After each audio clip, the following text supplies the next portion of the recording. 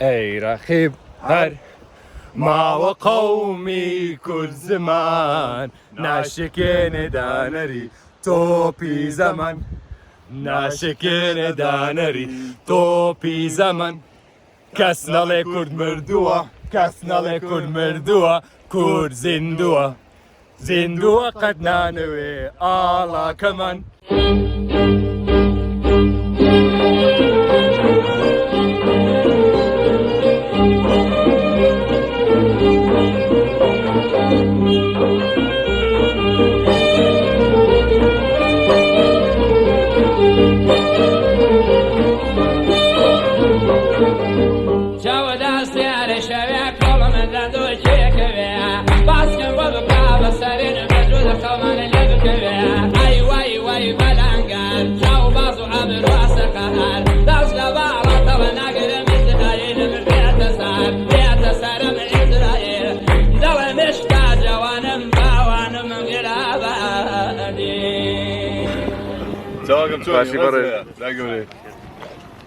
Now, before we jump into the video, you need to know where Kurdistan is. So you're probably used to this map. Well, how about this one? Yes, that's right, this is Kurdistan. The reason you don't see Kurdistan on a normal map is because we're occupied by 4 different countries. In the north, Bakur by Turkey, in the west, Rojava by Syria, in the east, Rojhelat by Iran, and in the south, Bashur by Iraq. This area you can see on screen now is Bashur, where the next few episodes will be based. Bashur is relatively safer than the other regions to visit given that it's autonomous, it has its own government and is halfway to independence. Hopefully the rest of the regions can achieve the same thing so that I can visit Greater Kurdistan. Now let's get back into the video.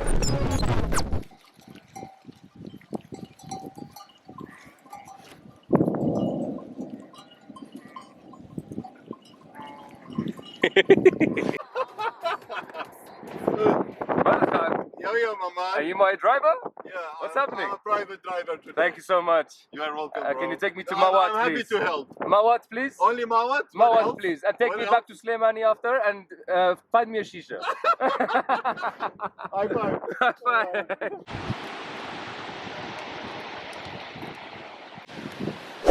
It looks like that I'm dreaming. I'm not joking. It looks like I'm dreaming or this is a movie. I will wake up soon. Someone's gonna slap me because this does not look real to me. This is the first time I'm seeing this. It's real. It's real? Yeah. You sure? Hit me one more time. I did one more time. Done.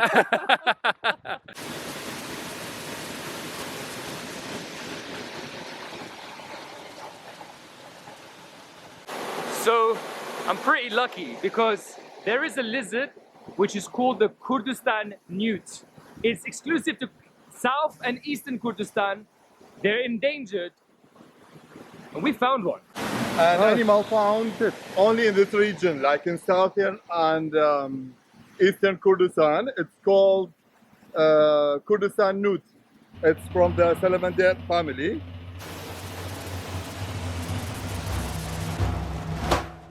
So, welcome to Kurdistan, my homeland, the land of beautiful nature and mountains. But, is that all Kurdistan is known for? No.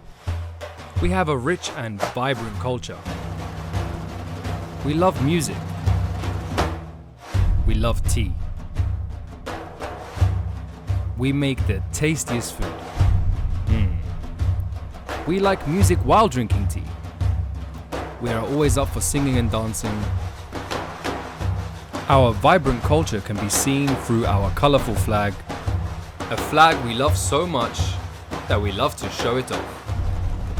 But how has a nation retained its colourful and vibrant culture, even though it's still oppressed today? Well, our history has been full of much darker days. And to show you, let's take a trip down to Halabja.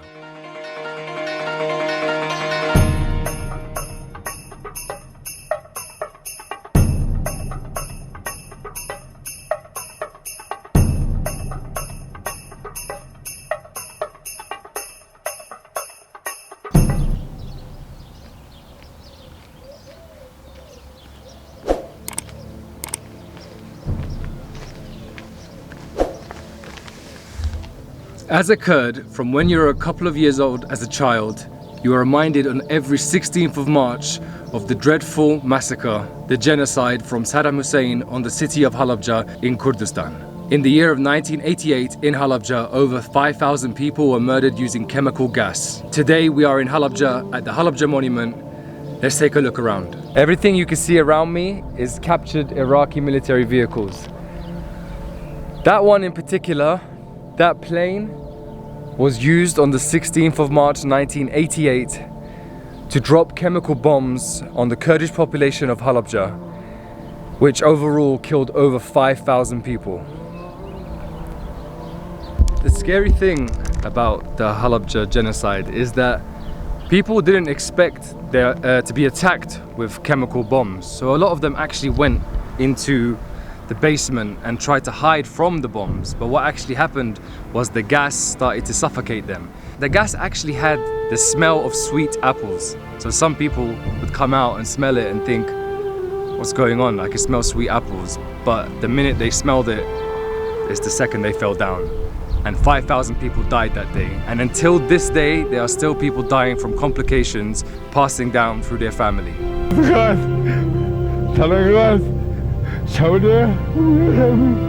What you can see here is the famous image that was captured by the photographers of the father holding his child, trying to protect his child from the bombs, when in fact they both died from the chemical gas itself.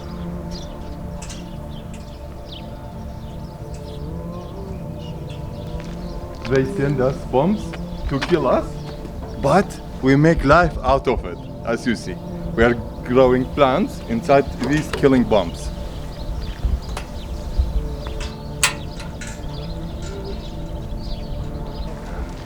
Not allowed for Baathism to enter. Baathism was the political party or an ideology that Saddam Hussein had, and it's something that still exists today. So this is where the graves are. This is the cemetery for the people of Halabja, for the martyrs of Halabja. But you're not allowed to enter if you're a Baathist.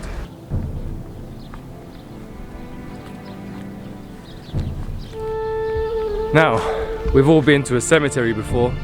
We know what a cemetery looks like. It's quite big, it's full of different graves, but this one in particular, all the people in here died on the same day. This grave has 1,500 people in it. I can't even comprehend that in my mind. And again, the reason that there's so many people in one grave is probably because they couldn't recognize them or they couldn't identify them. What you can see behind me here are the graves of the people that were not found. So these graves don't actually have anyone inside them. They are of the families that were not found. So each grave is actually for a family. So you can see multiple names on some of them. All of these families went missing during the attack and their bodies were never found.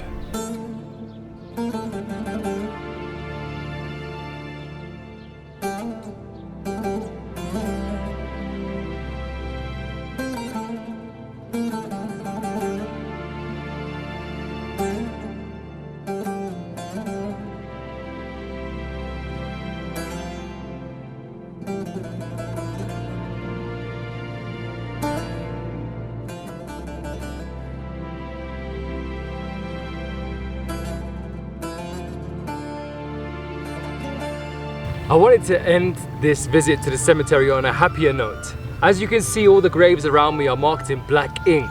This is to mark the family name. However, this one here is marked in blue ink.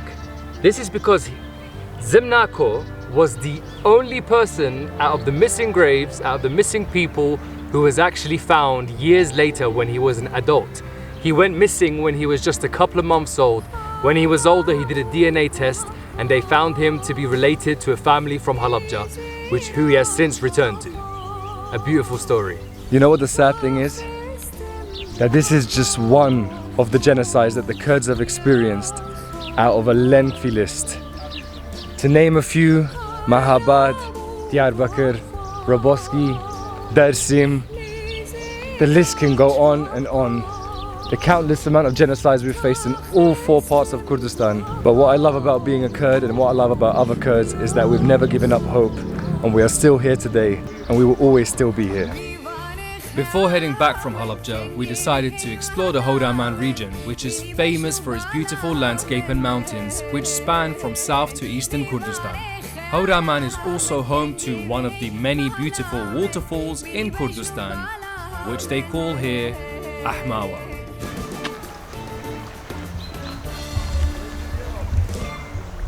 Bashur Roshalat Bashur Roshalat. Khosha. This is something really cool. So, underneath me runs a little stream of water. Now, let me tell you something. This side is Bashuri Kurdistan. That side is Rojhalati Kurdistan. So this is the KRG, South Kurdistan, and this is the Iranian occupied Kurdistan, all separated by this one stream of water. So if I was to jump over there and keep running and running and running, I'll end up in a Rojhalati city. You see, us Kurds, we don't believe in these borders. That is not Iraq and this is not Iran. That is Kurdistan and this is Kurdistan. Both sides of it is Kurdistan. But unfortunately, we have been separated. So after taking my first steps in eastern Kurdistan, it was time to go back home to Slêmanî.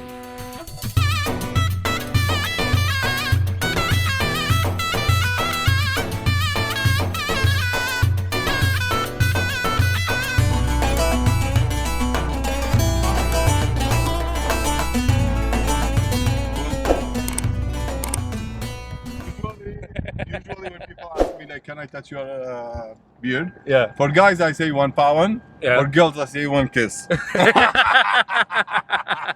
Buongiorno, benvenuto, Rome. No. Where? Welcome to Slêmanî.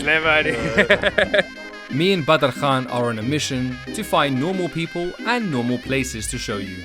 As even though we are in the Middle East, we want to show you we still live normal lives just like you. In Kurdistan, our younger generation have normal things such as skate parks to enjoy. بەڕاستی سکیتبۆردینگ هەستێکی خۆشە پێ بەخشێت چکە دوور دەکاتەوە لە خەرەباڵغی لە کێشەکان کات یاریەکەیش ئەم شتانە هەمووی بیر دەچێتەوە. هەستەکەم کاتێ پێم بەر سکیتبۆردەکە ینی هەستێکی زۆر خۆش بێ ئەو خۆرە لێتەیە ئەو هەوا خۆشە هەستەکەی لە کۆمەڵگای ینی خەرباڵغی دووری. They showed us their skills and we showed them ours.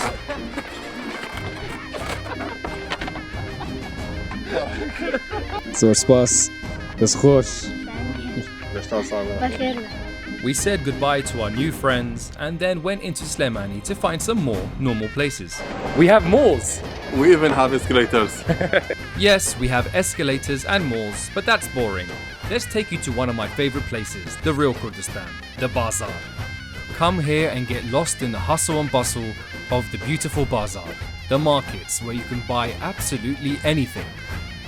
From traditional Kurdish clothes to herbs, spices and honey. So in Kurdistan, when you want to exchange money, you have these vendors who stand around, and this is all their cash. And as you can see, it's just out in the open, and no one takes it. And if this was in Except me. except him, yes. And if this was in Europe, what would happen? Then enjoy some of the tastiest street food you've had in your life, but don't forget your tea. And if that wasn't enough food for you, then head down at nighttime to Saholaka. Saholaka is a nighttime street market with some of the tastiest food options and the cheapest you will ever find. But you cannot leave Kurdistan until you have gone to the top of some of our beautiful mountains. 2, 1. Mad. That is Kandil over there, Kandil Mountain.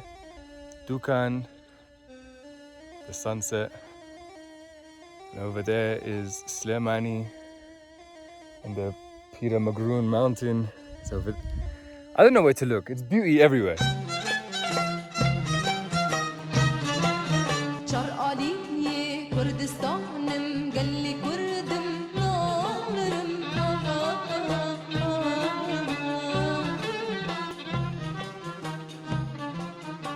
No friends but the mountains. one of the most famous Kurdish proverbs. This is because the mountains were always there for our people and fighters when no one else was.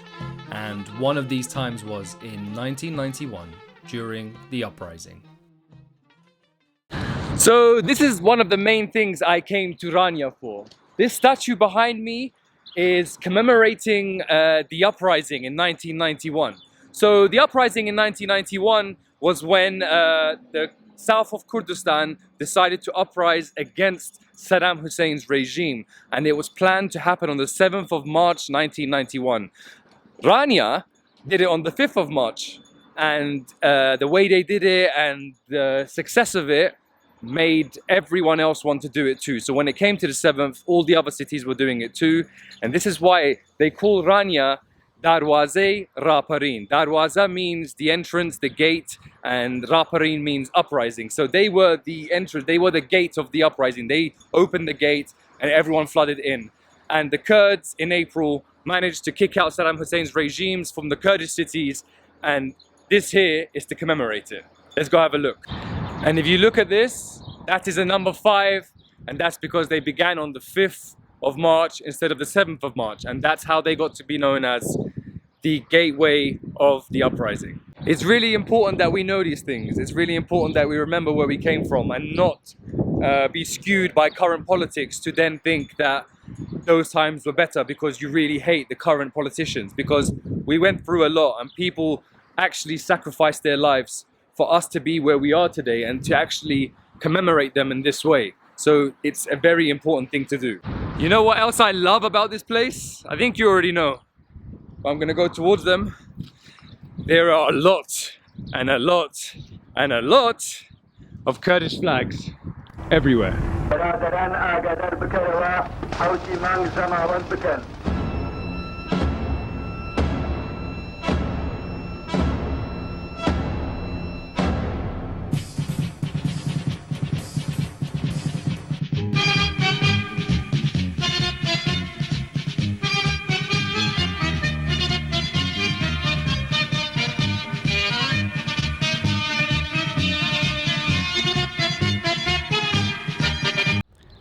So I want to quickly explain to you what the significance of this place is.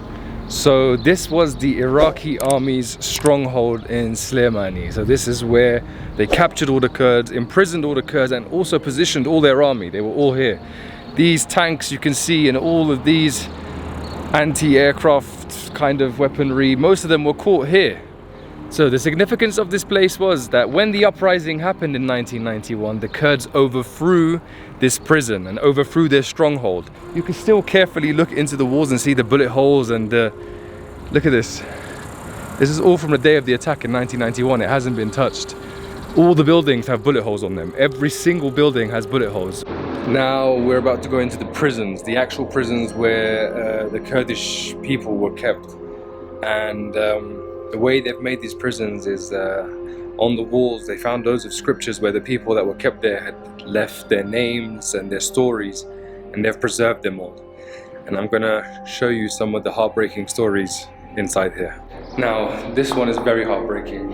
He says, "My name is Muhsin. I was jailed in one of the corners of this cell. I was detained from my house. I was only 15 years old. They changed my age to 18 to be executed. So mother, father, I am about to be executed by the Baathists. We will never meet again."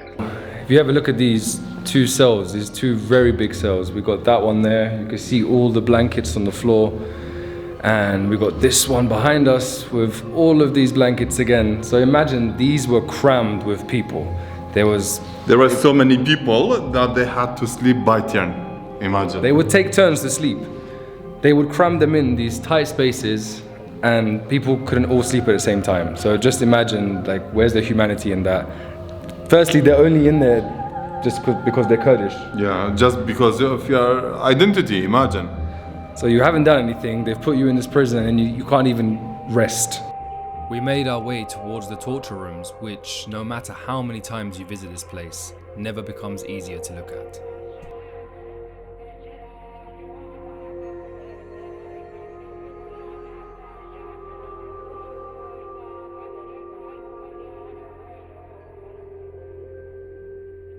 Now this room I'm in right now puts everything into context.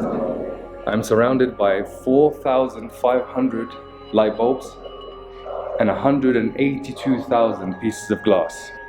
The 4,500 light bulbs each represent one of the villages that was destroyed during the Anfal genocide, and the 182,000 pieces of glass each represent one of the people that were killed during this genocide. You really need to go there and see this for yourself.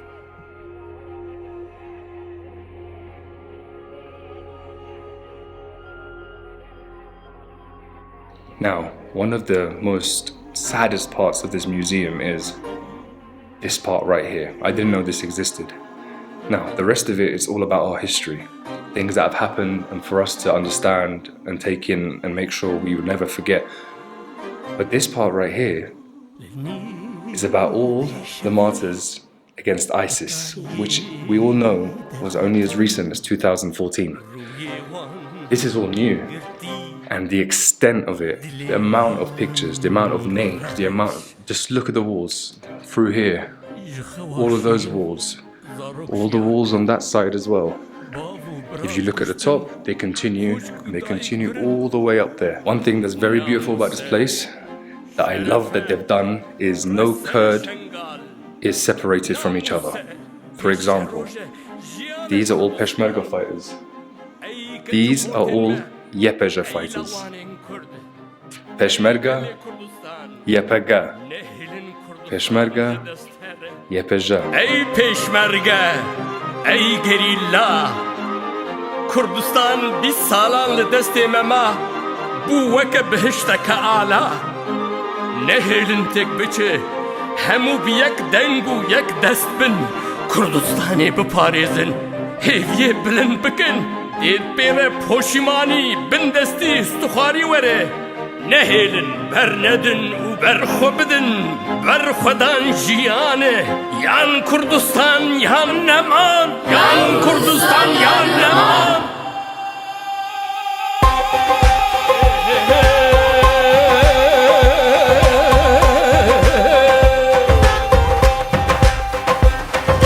و پشمرگه و گریلا بهفدن دستو ملان و پشمرگه و گریلان بهفدن دستو ملان اف روژا یک بونه خورد بکن دوزا کردان اف روژا قیرته خورد بکن دوزا کردان هی هی هی هی هی هی هی هی هی هی هی هی کردستان ولاتی me بنگه هاشیانا